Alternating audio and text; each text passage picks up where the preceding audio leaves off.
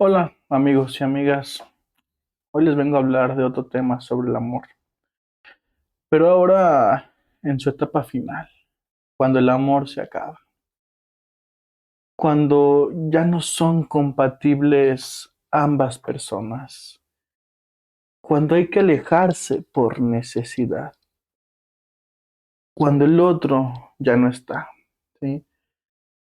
El tema de hoy lleva justamente por título decir adiós. ¿Qué pasa cuando hay que alejarse de la persona amada? ¿Cómo tomar esta decisión? ¿Qué sucede en la persona cuando llega el final de una historia? Bueno, sin más, pues adentrémonos a este ensayo sobre las rupturas amorosas. En el texto, fragmentos de un discurso amoroso de Roland Barthes, se lee un pequeño párrafo que dice más o menos así. El fading o desvanecimiento del objeto amado es el retorno terrorífico de la mala madre, la retracción inexplicable del amor, el desamparo bien conocido de los místicos. Dios existe, la madre está presente, pero ellos no aman ya. No soy destruido, sino dejado allí como un desecho. Cuando uno ama, lo último que pasa por la cabeza es el hecho de que eso algún momento va a terminar. Y claro, siempre está latente esa idea, obviamente, puesto que cada historia siempre tiene un inicio y un final, forzosamente. Pero pensar en eso, justo en eso, resulta aterrador. Cuando uno se aventura al amor, se aventura con la consigna de que todo va a salir bien. Pues claro, la persona a la que se ama justo es aquella persona a la que uno deposita esos deseos de ser amado. Sin embargo, pues uno no está advertido de todo lo que puede acontecer alrededor de esa aventura.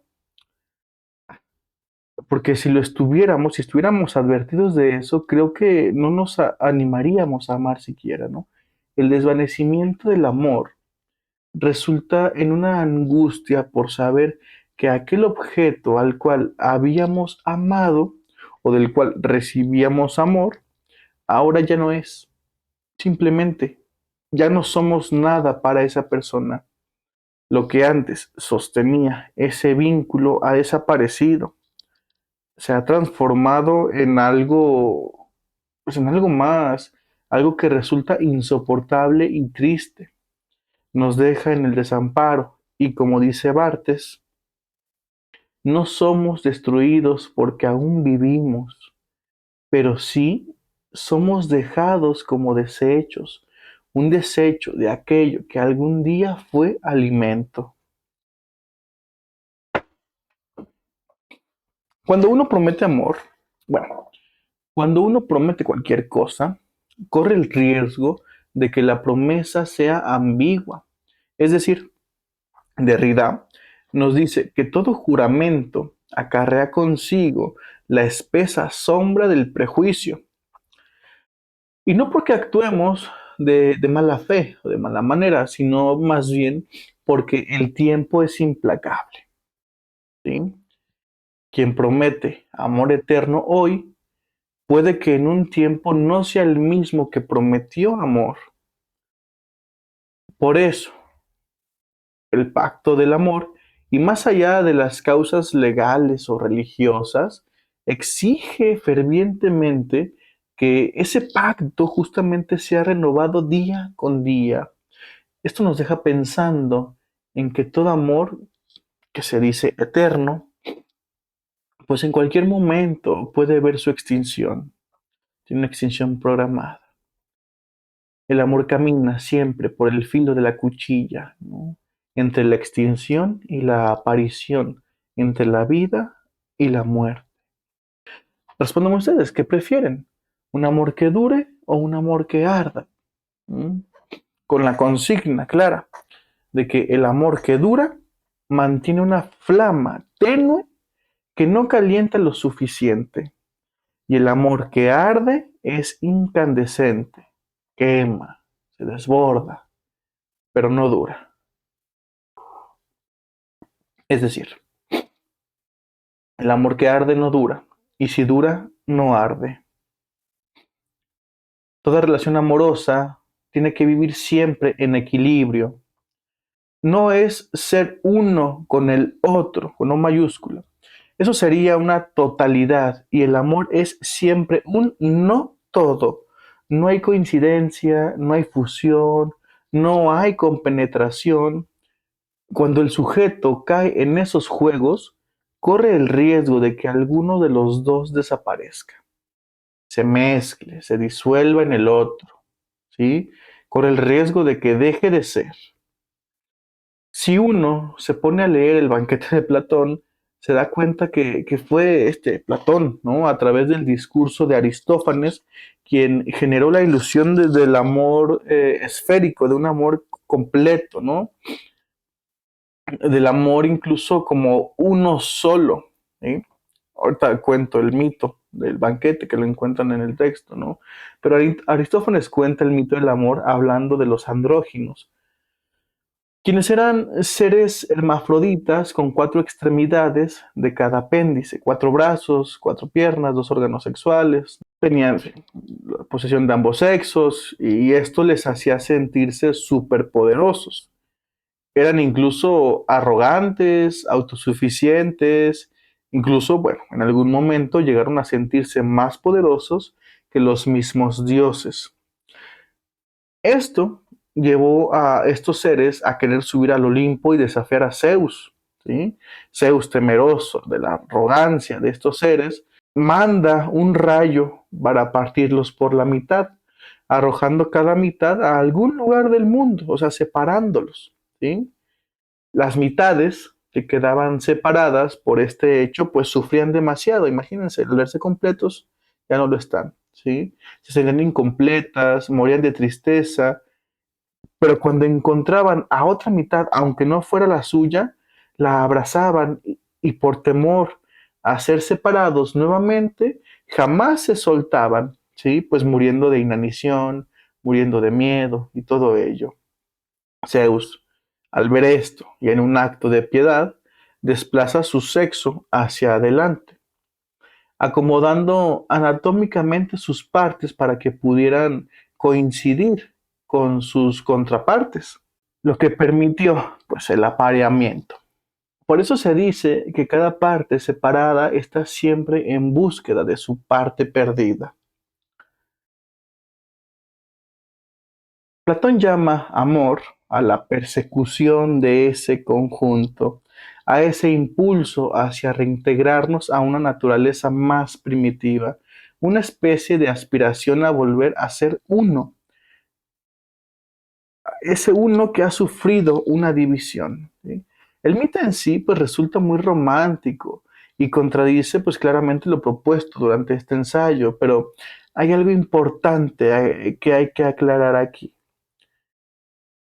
Cuando uno se aventura a amar, siempre se activa ese riesgo del final desde el día uno.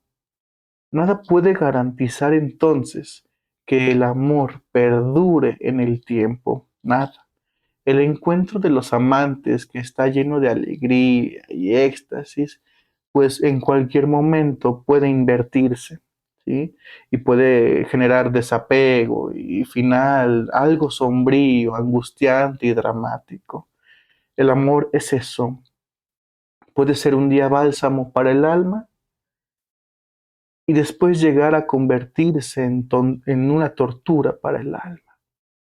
Lo que un día era el remedio ante el dolor del vivir, al otro día se revela como lo que agudiza el dolor mismo de la vida. Lo que prometía la posibilidad de volvernos completos, de ser uno con el otro, en cambio propicia la división, es decir, el amor te fractura. Ahora respondan ustedes. ¿Ustedes creen que el amor te completa o ustedes creen en la unión platónica de las almas? ¿O ustedes creen que estamos completos antes de empezar a amar y el amor es el que nos fractura? O sea, la pregunta es, ¿estamos completos antes de amar y después de hacerlo, estamos partidos? Esa es la pregunta, ¿no? Y Philip Roth, que pudiera decirse es un antiplatonista, dice que el amor separa, fractura y que parte en dos. El amor expone nuestra vulnerabilidad y resalta la naturaleza incurable de nuestra carencia. Y bueno, esto se demuestra de tal manera tan traumática que en el momento del fin de un amor, ojo, cuando se acaba, cuando se separan, cuando los amantes ya no quieren estar más, es en este momento donde lo que antes aparecía como deseante, excitante, irresistible en la pareja, ahora se vuelve dramáticamente insoportable, o peor aún, indiferente. El ser amado se transforma en alguien extraño, se vuelve tan familiar que ahora es imposible desearlo. Lo que se revela como más cercano se vuelve lo más extraño. Esto da paso pues, a la frialdad, el conflicto, la separación, la desesperación, el rencor, la banalidad.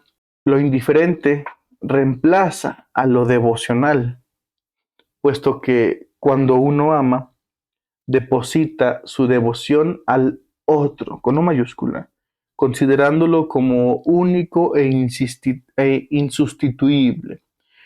Cuando el amor acaba, ese otro se convierte en uno más, uno, un otro entre los otros. Ese cuerpo que antes era la causa de mi deseo, ese cuerpo que antes me atraía de manera mágica y mística, pues se ha vuelto en distante por tanta cercanía y familiaridad. El contacto erótico queda disminuido. La caída en la indiferencia hace que el hechizo se rompa y ahora el sujeto quede a merced de la realidad. Pero hay que preguntarnos algo. ¿Qué produce la muerte del amor? Son dos vías. Las que se entienden que propician la muerte del amor son dos vías. Una es por extinción y la otra es por desgarro. La vía de extinción se entiende como un fin natural, aunque habría que poner énfasis en preguntarnos si eso es posible, si es posible que algo se haya agotado, que algo ya no funcione, ¿no? Que ese algo que se haya apagado es, bueno, ese amor que ha dejado de arder y ya no puede perdurar. Esa es la vía luego de la extinción, ¿sí? Por otro lado, la vía del desgarro implica el corte de la separación que siempre recae sobre aquel de los dos que sigue queriendo estar allí, aquel que sigue queriendo seguir enamorado. El desgarro recae en aquel en el que aún arde el amor, en aquel que, aunque encuentra motivos para seguir amando, ya no los tiene por su contraparte. El fin de un amor no solo es la muerte del yo que pierde el sostén del otro, no solo es verse despojado de sentido, no solo es no solo es no encontrar sentido en el amor. El fin del amor implica la muerte del mundo entero, de ese mundo de los dos que ese amor alguna vez hizo creer, que alguna vez hizo crecer y que surgió milagrosamente para dar calidez, alivio y sostén. El fin del amor es ver ese mundo creado por los dos vuelto ruinas, escombros sombríos de lo que alguna vez fue felicidad y aliento y que ahora es desgarro y dolor. Cuando muere un amor, también muere ese mundo que los dos habían generado. El mundo de los dos ya no es. Mueren sus cosas, mueren sus rituales, sus memorias, sus viajes, sus restaurantes, sus libros, sus hogares. Muere su complicidad. muere su intimidad, muere la unión de sus cuerpos, muere la propia vida. Porque la existencia de ese amor era lo que daba sentido a ese mundo que ahora ya no existe.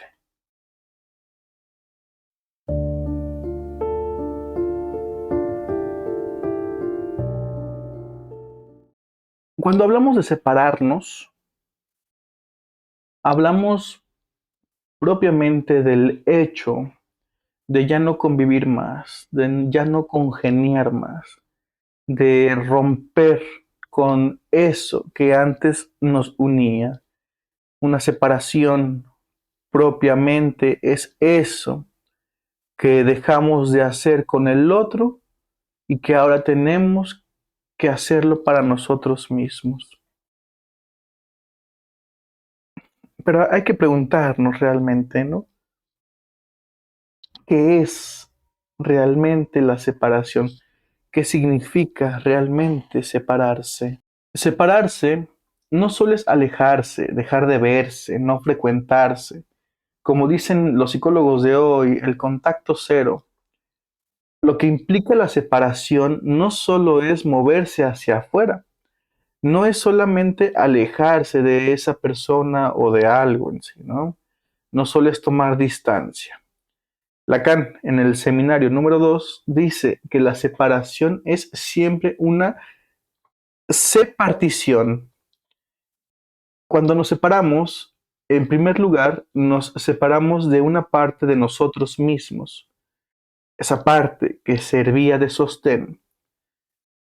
Si pierdo al que amo, ya no hay nada, lo pierdo todo, ya no soy yo, me he perdido a mí mismo. Algo de nosotros se ha quedado pegado a la piel de ese objeto perdido. Algo que perdemos es algo que ya no va a estar. Separarse es separtirse. Perder no solo a ese otro que ya no está, también es la pérdida de una parte de nosotros. Algo se lleva el que se va y con algo me quedo del que se fue. Lastimosamente, eso que se pierde ya no se recupera, porque para tenerlo de nuevo se requiere la imagen de ese otro que ya no está, de ese otro que ya se fue. Lo que queda con el tiempo se marchita, porque ya no está ese objeto amado que lo alimente. Por eso duele tanto una separación. Son dolorosas porque nos arrancan una parte de nosotros mismos. Cuando el otro se aleja, se lleva una parte encarnada de mí mismo. Cuando el otro se va, me desgarra, me divide, me quiebra, me arranca. Es por eso que la respuesta más próxima, posterior a una separación, es el efecto depresivo, que termina por consumar toda condición de desgarre. En Freud sería una hemorragia libidinal, algo que se rompe y deja una herida que se desangra hasta el vaciamiento. Por eso es dado que después de una ruptura amorosa, uno se siente tan cansado, tan desanimado, triste, vacío. Cuando se va el otro, cuando se va el otro amado, se lleva mi libido, se lleva mi deseo, eso que depositaba en ella y que en ella inventaba mi deseo. El sujeto que sufre, aquel que termina desgarrado, abandonado, dejado, es un sujeto que libidinalmente queda empobrecido, vaciado, descartado, devaluado, arrojado al vacío, desechado. El mundo ha perdido sentido y con ello el sujeto se siente privado de algo que le pertenecía, despojado de ese amor, echado fuera, desgarrado, degradado a una condición de indefensión. No puede hacer nada, porque la muerte de ese mundo también es la muerte esencial de algo de sí mismo. Esta experiencia se asemeja muchísimo a quienes la viven a una experiencia de abandono. La vida se vuelve cruel y el sujeto queda indefenso ante las adversidades de la vida. Ya no hay quien sostenga, ya no hay quien acompañe, ya no hay con quien hablar, no hay un cómplice, no hay con quien intimar, no hay sentido, no hay quien te escuche, quien te dé alimento, con quien sentirse protegido. La vida entonces se vuelve en un sinsentido, se vuelve insignificante. El sujeto se siente perdido en el mundo. Cuando la vida ya no tiene sentido, ha perdido su significado. Yo ya no puedo ser lo que le falta al otro. Yo ya no soy su carencia, ya no soy su motivo, porque ya no me extraña, ya no me echa de menos, ya no piensa en mí. Yo ya no soy yo. El dolor de la separación amorosa es un dolor sordo, algo que no se puede dirigir porque no hay quien escuche eso que siento, no hay con quien hacerlo más ameno, menos doloroso. El sujeto se vuelve un grito a mitad de la nada donde no hay un otro que responda ante el dolor. Ya no está ese otro. Como lo dice Barthes, el amor que termina, la separación, el alejamiento, es como una nave espacial que deja de enviar señales. Es el apagamiento fundamental del objeto que antes respondía, que antes me amaba, que antes pensaba en mí. Cuando el ser amado se aleja y con ella deja el silencio de su ausencia, ese silencio se torna insoportable, porque señala con mucha fuerza que lo que antes era su presencia ahora se ha transformado en una irreversible ausencia. Ese llamado de amor, el decir te amo, ya no tiene remitente que me devuelva eso que necesito. Se vuelve un náufrago el sujeto que perdió el amor. Ya no tiene ningún valor porque ya nadie lo echa en falta. Ya no hay nadie que piense en él. El final del amor se vuelve el final de ese pensamiento que piensa en mí. Es el final de una escucha que me responde. Yo ya no soy su carencia. Ese otro puede vivir sin mí. Lo que antes era presencia e iluminación, ahora es sombras y penumbras.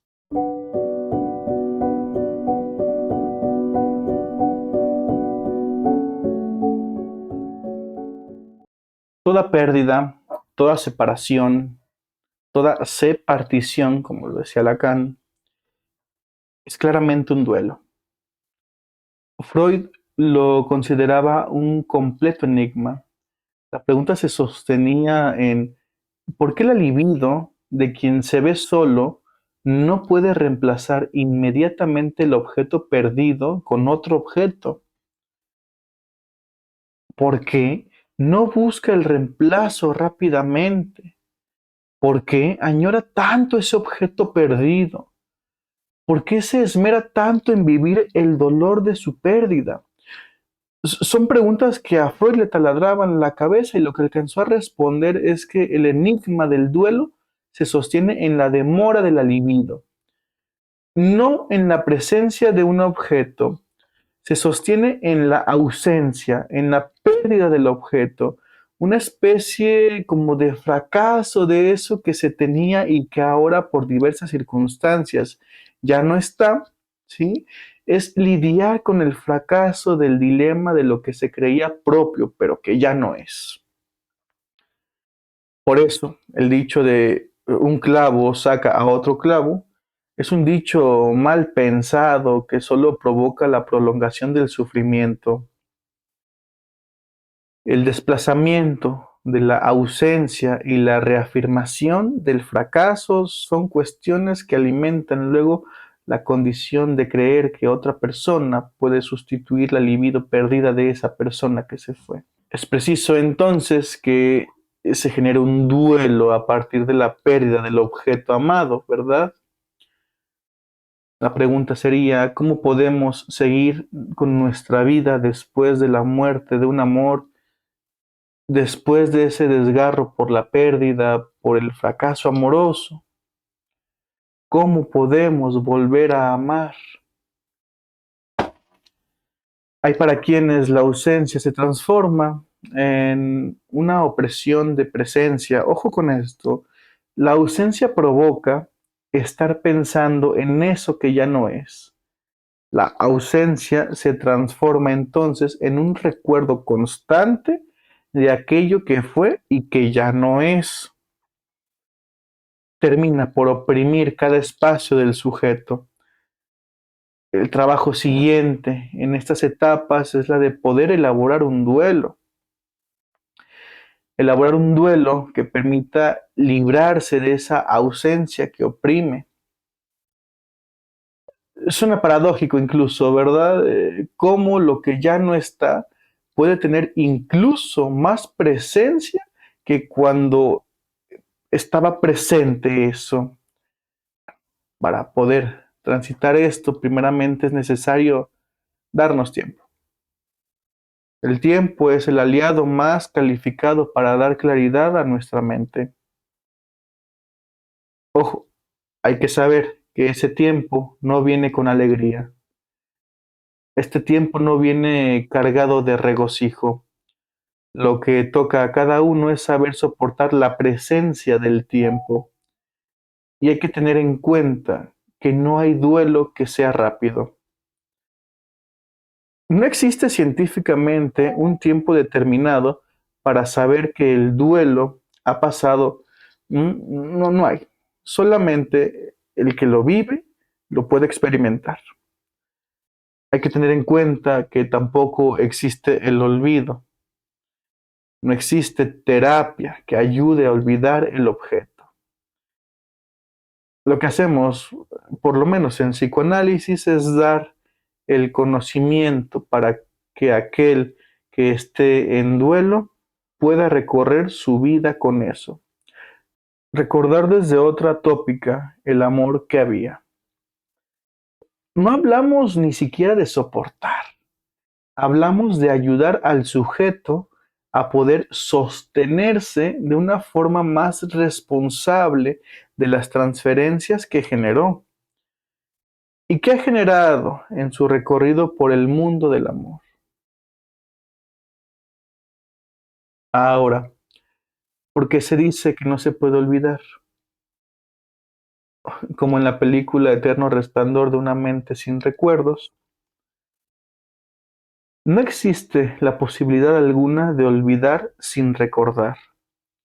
Es doloroso entender esto, pero por lo mismo hay que sabernos sostener ante el dolor de la pérdida, porque como decía anteriormente, aquella persona que se va se lleva también algo de nosotros, algo se queda vacío en nuestra vida. Hay que saber soportar eso. ¿Y de qué trata entonces saber decir adiós? Pues de devolver esa libido que se absorbió en el otro, en nosotros mismos. Una vez y con el pasar del tiempo, y si se ha transitado el duelo de una forma llevadera, tratar de encontrarnos entre esos escombros, poder restaurar algo de eso que ya no es y convertirlo en algo nuevo, en algo de nosotros mismos. Toda esta tarea hay que saber que está llena de recuerdos. ¿Sí?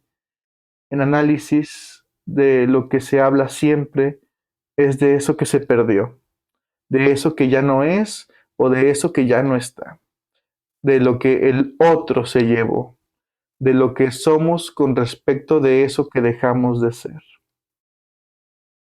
Una vez culminada esta tarea llena de memoria, podremos ser capaces de olvidar el objeto perdido y con ello recuperar nuestra libido.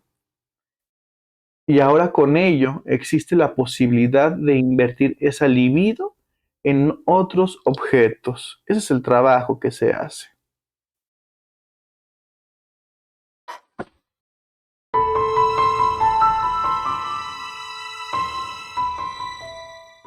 En la actualidad parece que se le teme al dolor. La vida se tiende a ver necesariamente desde una perspectiva positiva. Si algo causa angustia, dolor, dificultad o tensión, es mejor darle la vuelta y huir de eso. El dolor es visto como un enemigo, algo tétrico y hasta repudiado, ¿no? En estos días se sugieren alternativas un poco más cómodas y menos dolorosas para poder transitar el duelo, que como ya veníamos diciendo, es una tarea que lleva tiempo y dolor. Una de estas tareas es la de cambiar abruptamente el objeto, sin siquiera soportar el duelo de la pérdida. Es decir, hoy termino una relación, mañana me consigo otra. Esto, más que ayudar, prolonga un estado de repetición sin condición de reflexión. Resulta doloroso recordar el amor perdido. Mejor hay que huir de eso y cambiar rápido de objeto. Es tratar como de olvidar ese objeto o más bien taparlo con otro. Y esto se toma como una especie de olvido. Me olvido del objeto perdido con un nuevo objeto que se parece al objeto perdido, pero hay que recordar que el olvido no se obtiene gracias al trabajo de la memoria. Este olvido deviene por la sustitución del objeto. ¿Mm? Muerto un amor, debe ser sustituido a la brevedad por otro. En nuestros tiempos pues, parece que lo que hay es poco tiempo para nosotros mismos y que el tiempo que hay y que corre a prisa siempre tiene que ir dirigido hacia otro. El duelo es una experiencia que para estos tiempos resulta improductiva y dolorosa. Y en esta época lo que sea improductivo y doloroso causa rechazo. Gracias al mandamiento neolibertino del goce a toda costa, el poder retraerse en uno mismo para aliviarse del dolor es algo infructífero para la sociedad actual. Una sociedad que busca el goce de la producción, del consumo. Es mejor, dicen, incentivar la sustitución inmediata del objeto porque esto responde al estilo más propio del discurso capitalista. Pierdo algo, no me importa porque ya tengo algo nuevo. Entendamos algo. Cuando hay una separación del objeto amado, implica siempre una caída del sentido del yo. Con ello, también implica una caída del sentido del mundo. Y el primer refugio ante esta angustia provocada por la separación va a ser la de encontrar un nuevo objeto que nos calme de sentir esa soledad. Creer, encontrar en otro un vínculo que ayude o sirva como bálsamo que alivie el dolor de la herida del amor perdido. Aunque esto resulta infructuoso a la larga, puesto que aún se encuentra el fantasma de la presencia del ausente o la ausente, resulta en un ejercicio que nos predispone a la dependencia imaginaria, a la insatisfacción, y una insatisfacción que se prolonga, a la repetición eterna de la insatisfacción, del sufrimiento, a creer que nuestra soledad es mala y creer a toda costa que el otro nos puede salvar de nosotros mismos. Entonces, para que la nueva presencia pueda funcionar antes, se debe conseguir que la ausencia no pese tanto. O sea, que el ausente ya no cause presente, que el ausente no cause presencia, que la ausencia sea una verdadera ausencia. Si se quiere estar disponible para un nuevo encuentro y que éste no fracase, antes deberá enterrar psíquicamente al que ya no está, y sobre eso poder labrar una nueva edificación ficticia de ideales románticos. Aunque bueno, existe otra posibilidad de separación de la cual no hemos hablado. Cuando hay una traición a lo pactado en la relación, cuando se hiere en el narcisismo, cuando se vivencia como violento, cuando existe una ofensa, una traición, un desencuentro, es posible que el amor se transforme en odio. En muchas ocasiones, esto que se nombra como odio adopta formas dramáticas y violentas que pretenden la persecución y la negativa de la libertad de irse de esa relación. Cuando el amor se transforma en odio, es más difícil decir adiós, es más difícil separarse. El odio se vive como una necesidad de destrucción del objeto amado, terminar con ese objeto, destruyendo su subjetividad, su independencia, su valía.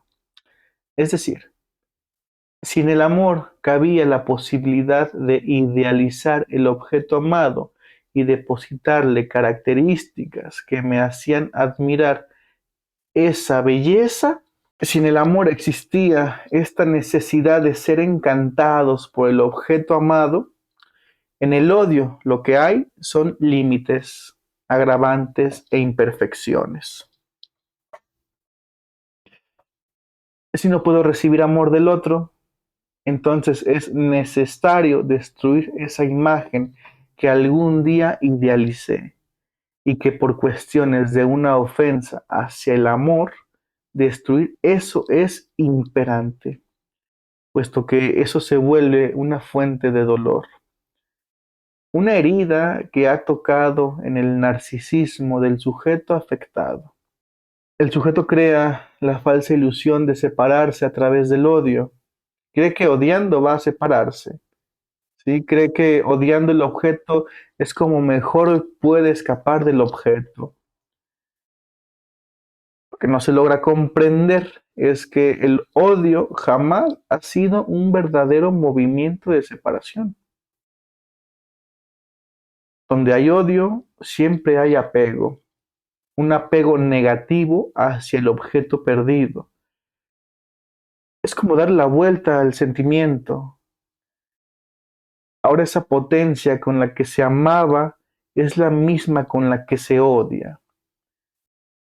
Y si se odia es necesariamente para evitar la tortuosa senda de la elaboración del luto.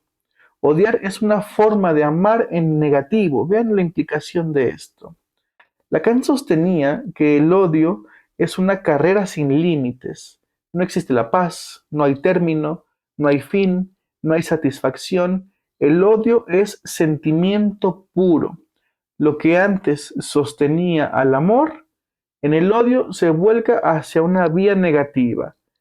Esto impide su reconocimiento propio y termina por crear la necesidad de dañar la imagen de ese otro, creyendo que dañándola va a olvidarla en algún momento.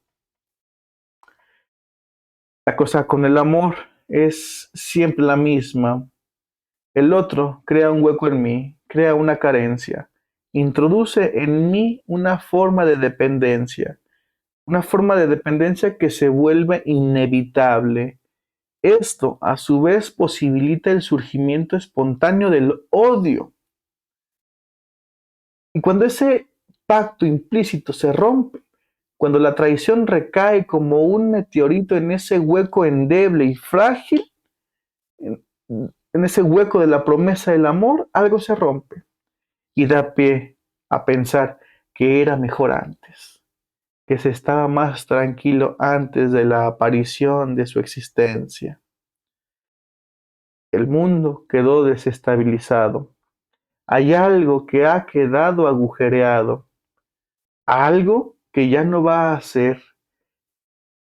Eso quedó traspasado con tal violencia que el único camino regio hacia la supuesta libertad es el ataque de eso que alguna vez se amó. En fin, el amor es un acto de valentía y un milagro a la vez. Un milagro que promete un mundo mejor y más amable. Sin embargo, como todo en la vida, algún día tiene que terminar. Hay muchas formas en las que se puede terminar, eso es claro, ¿sí? Sin embargo, ninguna promete que sea fácil. Ninguna promete que sea fácil acabar con eso que algún día nos dio tanta satisfacción. Hoy en día hay una carencia de amor. Por esto mismo, porque se le teme al dolor. Es paradójico. Se cree que el dolor es malo y es algo que se tiene que evitar. Los supuestos de amor, entonces, quedan velados por necesidad de goce, una necesidad de repetición, una necesidad de desplazamiento. No le damos tiempo al sufrimiento, no nos damos tiempo a nosotros. Hay un temor de estar con nosotros que esto imposibilita a su vez que se cree la posibilidad de la experiencia del amor. Con sus consecuentes, claro está. Decir adiós no es odiar para siempre al objeto amado. Decir adiós es saber que podemos crear mundos nuevos una vez podamos reconstruir nuestro mundo propio. Y que esto implica tiempo, esfuerzo, trabajo, angustia, frustración y dolor. Hasta la próxima.